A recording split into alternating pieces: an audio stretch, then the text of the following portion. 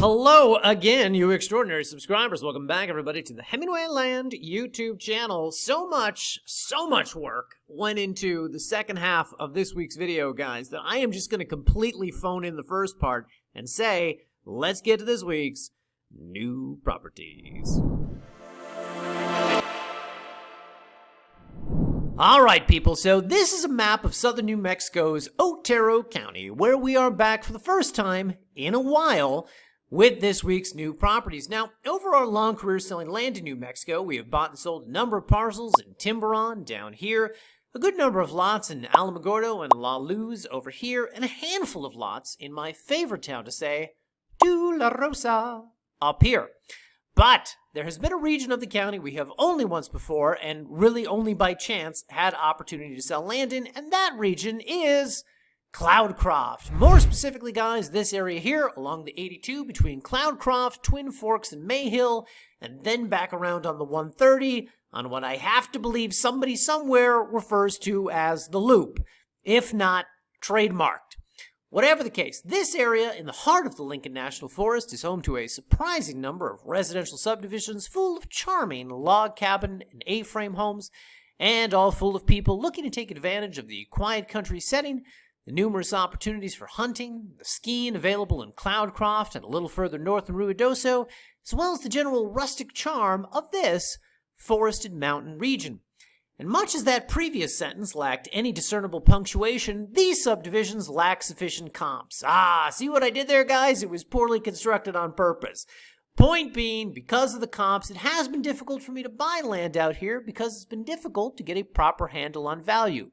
But that all changes today, people, because going live this week, we have the first of what will be a handful of properties we are rolling out in these residential subdivisions, starting off with this quarter-acre lot in the Waterfall community. This subdivision is located here along the 130 just south of Cloudcroft, occupying all the land you see here.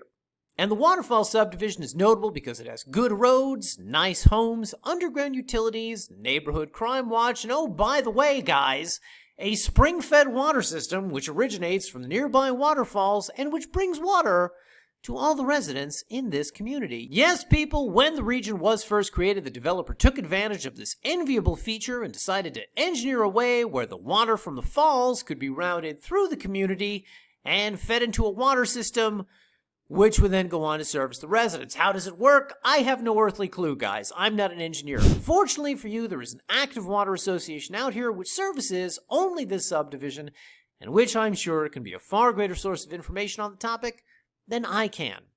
Their information, of course, will be detailed on the listing page. Whatever the case, guys, the property we have for sale within the subdivision is located here along Deer Spring Road. Now, a couple things to note about the property, guys. First off, while most of the roads out here look like this or this, the subject property is located on one that looks like this. A little rough, guys, a little rough. Point being, while it's easy to get around in most of the sub, you'll want a larger truck, travel the last 100 or so feet to the land, at least until such a time as you can get the road graded. All that said, guys, this is a mountainous country to begin with. It's at a higher elevation, which means it snows out here, so you probably want to own a truck out here anyway. Additionally, guys, as you can see from the photos, this is, like all of the land out here, a forested hillside lot, which means it will need to be cleared before you can build on it. Additionally, it's got a bit of a slope to it, guys, a bit of a slope, but probably nothing any local contractor hasn't already dealt with 1,000 times before. Now, the actual utilities for the property stop a little bit short of the lot, but as you can see from satellite view, there are a number of developed home sites really all around this one, including the neighbor directly to your northwest here. Point being, should not be difficult to get those services extended or connected on the subject property. Furthermore, guys, it bears mentioning that while this charming subdivision with its own waterfalls and pond and footbridge has its own water association, it does not have an HOA. Ergo, little bit of Latin, guys, ergo, no annual dues and only very, very light covenants.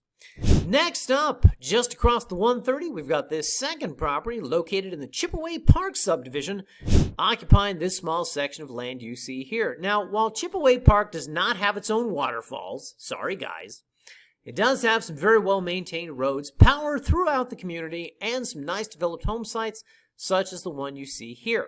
In addition, this particular property, located along Spring Ave, is notable because If we go to the parcel map, you will see that this specific lot sits at the westernmost end of the subdivision and thus backs up to literally thousands and thousands of acres of Lincoln National Forest. In fact, we've got some photos here, guys, where you can kind of see the fencing that the state puts up on the back end of the property to better define where the residential lot ends and the forest officially begins. Whatever the case, with this unique location, you've got two inherent benefits. One, of course, is that you can go hunting whenever you like, but the other is that no one can develop the land behind you. Point being, guys, the views and privacy you purchase today will remain intact and pristine for decades and decades to come. Additionally, much like the other sub we just profiled, Chipaway Park has no HOA, no annual dues, and only very minor covenants. Now, a couple things to note before I wrap up here, guys. Number one, Otero County is one of these New Mexico counties that doesn't have county-wide zoning, meaning they defer to towns and municipalities or subdivision HOAs to make the rules for themselves. These two properties are in unincorporated Otero County, and neither one has an HOA. Point being, you're going to have a lot more freedom to develop the land however you see fit, as long as you're in compliance with state regulations. Now, that brings me to my next point. These two lots, like pretty much all the land you find in these residential subdivisions outside Cloudcroft, are all on parcels roughly a quarter or a fifth of an acre in size. As you guys know, this has implications for getting water via well and how you dispose of waste, meaning septic systems. And there's a lot of statewide regulations about those. Now, that'll probably affect you less in the subdivision that has its own water source, but it is a consideration to keep in mind, and one we'll discuss further on the respective listing pages. All that said, as you can tell by all the developed home sites out here, limitations on acreage have not prohibited any one of these people from building, and thus, it should not prohibit you from doing it either. Third point is that both of these properties sit within a 5-minute drive of Cloudcroft. Now, this town has a population of a little under 1,000 people. That said, it does have a lot of the amenities you would need, such as banks, post offices, schools, and churches, hardware stores, and places to eat, not to mention a lot of what I will call rustic charm. Town's got personality, guys. It's got personality. Point being, all of this is within easy driving distance of the properties, but if you do need your big box stores like a Walmart or a Home Depot, you will need to drive into Alamogordo in the west or Ruidoso in the north.